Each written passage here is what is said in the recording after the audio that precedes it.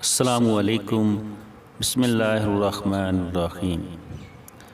دنیا کی کوئی شے بھی مرد کے دل و دماغ کو پرسکون نہیں کر سکتی سوائے اس کی من پسند عورت کے۔ عورت میں ایک کمزوری ہوتی ہے جس کی وجہ سے وہ بہت نقصان اٹھاتی ہے۔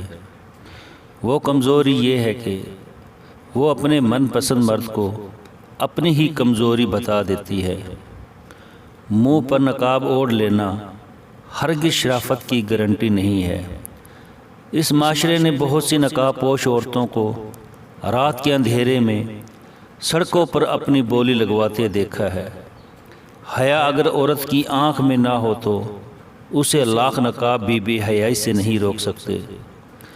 زلزلہ عورت کے صرف چست لباس پہننے سے نہیں آتا ہوگا، زلزلہ دودھ میں پانی ملانے سے بھی آتا ہوگا، زلزلہ مرچ میں اینٹ کا برادہ ملانے سے بھی آتا ہوگا، زلزلہ کمپنی سے کمیشن کے لیے غیر موضوع اور مہنگی ادویات لکھنے سے بھی آتا ہوگا، زلزلہ ممبر پر بیٹھ کر نفرت پھیلانے سے بھی آتا ہوگا۔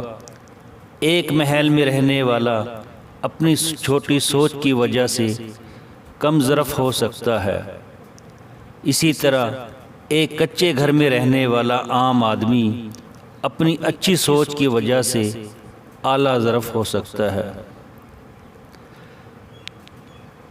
اس لیے اگر کامیاب ہونا ہے تو اچھا سوچو اور بڑا سوچو، اپنا ظرف بڑا رکھو۔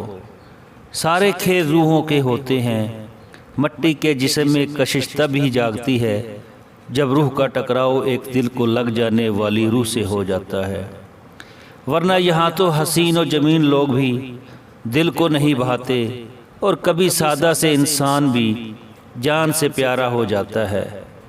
مت بھاگو دوسروں کے پیچھے، جو ساتھ ہیں ان کے ساتھ خوش رہو اور ان کی قدر کرو۔ مرد اس سے شادی کبھی نہیں کرتا جس سے اس نے ملاقاتیں کی ہوں، مگر اس سے کر لیتا ہے جس سے کسی اور نے ملاقات کی ہو۔ وہ عورت کبھی بھی بوڑھی نہیں ہو سکتی جو ہر حال میں خوش رہنا جانتی ہو۔ ہر حال میں خوش مطلب ظاہری خوشی نہیں بلکہ اندر سے خوش۔ اپنے گھر میں سکون والا ماحول بنائے رکھے، خود بھی سکون سے رہے اور دوسروں کو بھی سکون سے رہنے دے۔ باہر کا انسان کی وجہ سے اپنے اندر کا انسان مرنے مت دینا۔